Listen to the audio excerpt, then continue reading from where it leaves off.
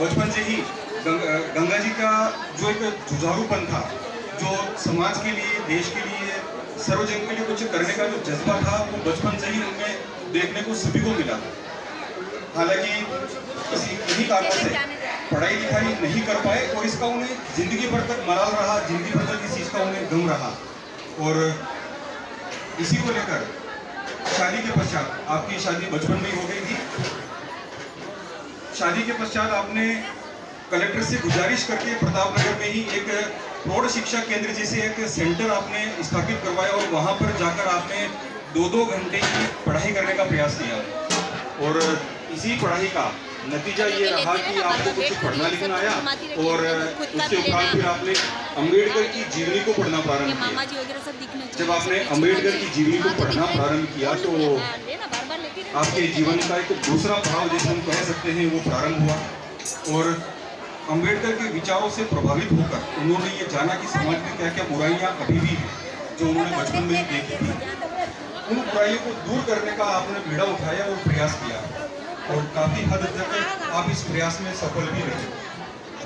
इन्हीं प्रयासों के तहत आपने एक राजनीतिक संगठन भी आपने स्थापित किया, बनाया, उसकी स्थापना की और समाज के लिए, देश के लिए कुछ करने के प्रयासों की बदौलत आपने पिछड़ा वर्ग के लिए, अल्पसंख्यक वर्ग के लिए, पिछड़ों के लिए, दीनहीन के लिए इतने प्रयास किए जिसकी अगर पूरी चर्चा की जाए तो ये वक्त शायद कम पड़ेगा।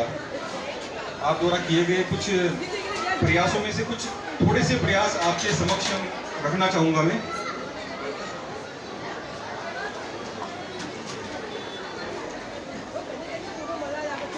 सर्वप्रथम हम बात करते हैं गंगाजी परमार के राजनीतिक सफर के बारे में। 21 नवंबर 1984 को राजस्थान की पहली दलित महिला के रूप में चित्तौड़गढ़ लोकसभा क्षेत्र से आपने पर्चा भरा, जिसे उठाकर 30 नवंबर 1984 को कांग्रेस ई की सदस्यता आपने ग्रहण करते हुए सक्रिय राजनीति में आई। कांग्रेस में जिला युवा कांग्रेस मुख्य संगठक, राजस्थान प्रदेश कांग्रेस अनुसूचित जाति जनजाति प्रकोष्ठ में प्रदेश संयुक्त मंत्री, पिछड़ी बस्ती विकास एवं श्रम प्रकोष्ठ की जिला प्रभारी सहित कांग्रेस संगठन में कई महत्वपूर्ण पदों पर 1984 से 1993 तक आपने काम किया। वर्ष 1994 में समाजवादी पार्टी मुलायम सिंह चित्तौड़गढ़ की जिलाध्यक्ष बनी और इसी पार्टी से चित्तौड़गढ़ लोकसभा का चुनाव भी लड़ा। बाद में भारत निर्वाचन आयोग दिल्ली से 6 मार्च 2003 को अखिल भारतीय कांग्रेस दल अंबेडकर नामक राजनीतिक पार्टी का रजिस्ट्रेशन करवाकर इसकी राष्ट्रीय अध्यक्षा बनी।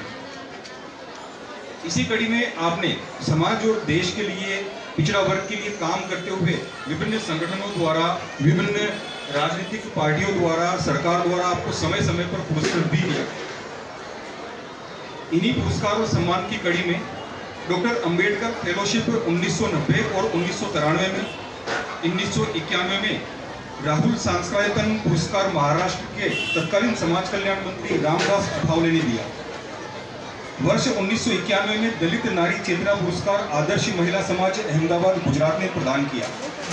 वर्ष 1996 में नित्यानंद स्वामी कार्यकारी सभापति विधान परिषद उत्तर प्रदेश ने राष्ट्रीय मानद सम्मान दलित गौरव पुरस्कार से आपको अलंकृत किया।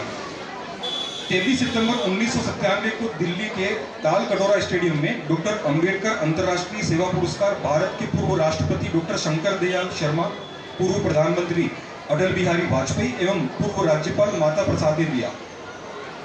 वर्ष 2003 में सेवा स्तंभ दिल्ली की ओर से डॉक्टर अंबेडकर फ्लैग अवार्ड 2002 प्रदान किया गया। इनके अलावा अनेकों पुरस्कार मिले। इन्हीं पुरस्कारों के समानांतर आपने दलित सेवा से कभी भी अपने कदम पीछे नहीं हटाए। आपने समय समय पर अपने मुखारबिंद से, अपनी प्रचंड और बुलंद आवाज से आपने दलितों की आवाज को देश और दुनिया के सामने रखा और उनके लिए कार्य किया। इन्हीं कार्य की कड़ी में कुछ कार्य हम आपको बताना चाहेंगे।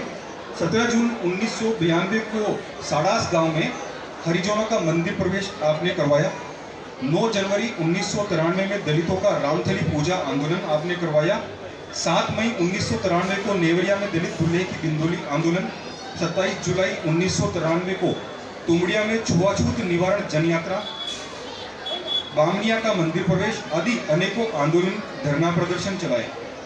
दलित आंदोलनों में 30 दिसंबर 1994 को मध्य प्रदेश नया गांव में, 20 जनवरी 2002 को शंभूपुरा में आप गिरफ्तार भी हुई। 21 मई 1998 को ग्राम देवड़ी में दलित दूल्हे को घोड़ी पर बिठाकर बिंदोली निकाली और उसका आंदोलन चलाया। 16 जुलाई 1998 को कल्याणपुरा में दलितों का होटल में प्रवेश करवाया। 17 जून 2001 को बामनिया में दलितों का सामूहिक मंदिर प्रवेश आपने करवाया।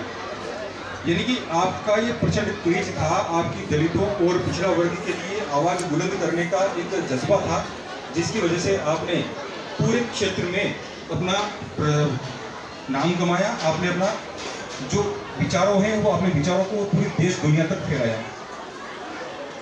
इसके अलावा फरवरी 1993 से जुलाई 1999 तक करीब 6.5 साल तक आपने देश की सर्वोच्च खुफिया विभाग आईबी यानी कि intelligence bureau of India Bharat सरकार के लिए जासूस के रूप में काम किया। वो गोपनीय जानकारियों के अलावा राजनीतिक और अन्य तरह की सूचनाएं गुप्त रूप से सरकार को उपलब्ध कराती रही। वे कई सालों तक सक्रिय जासूस रही। इसके अलावा आपने एक अखबार भी निकाला।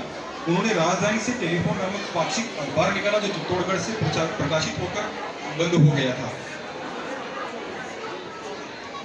इन राजनीतिक सफर के अलावा आपकी सामाजिक संगठनों में भी अपनी सक्रिय भागीदारी निभाती आई है।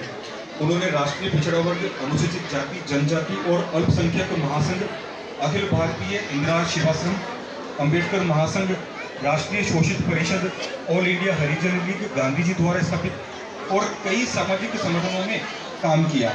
उन्होंने खेतों में काम किया और अफीम की खेती तक भी आपने की। यानी कि अपने जीवन पर्यंत आप संघर्षशील रही। अपने समाज के लिए, देश के लिए, पिछड़ा वर्ग के लिए आप आवाज उठाती रही। कुछ अन्य पुरस्कार और कार्य हैं जो उल्लेखित करना चाहेंगे। 13 जुलाई 2012 को दलित ओपन यूनिवर्सिटी दीनापुर गणपुर आंध्र प्रदेश द्वारा डॉक्टर अंबेडकर नेशनल अवार्ड, प्रमाण पत्र, मेडल और 6,000 रुपए के चेक से आपको सम्मानित किया गया। यह अलंकरण विश्वविद्यालय के सिल्वर जुबली समारोह में चेयरमैन डॉक्टर एम सुवर्णरेखा देवी ने किया था। 24 सितंबर 2006 को राजस्थान दलित साहित्य परिषद जयपुर में आयोजित समारोह में दलित चेतना सम्मान प्रदान किया गया। 15 दिसंबर 2007 को श्री कृष्ण कला साहित्य अकादमी इंदौर ने कर्मठ सेविका अवार्ड 2007 से अखिल भारतीय सम्मान समारोह में दिया। ये सब एक वानगी है गंगा परमार द्वारा उनकी किए गए कुछ कार्यों की। यही जज्बा और यही प्रेरणा पूरे समाज के लिए, देश के लिए हमें उत्साहित करता है कुछ करने, कुछ कर गुजरने के लिए। आपने दलित उत्थान के लिए, पिछड़ा वर्ग के उत्थान के लिए जो प्रयास किए वो हमारे लिए सराहनीय है। और हम प्रयास करते हैं कि समाज में, देश में, चाहे किसी भी समाज में हो, जो भी दलित वर्ग से आते हैं, जो पिछड़ा वर्ग से आते हैं, जो अक्षम हैं, जो लाचार हैं, वो अपनी आवाज़ उठाएं और गंगा जी के सपनों को साकार करें।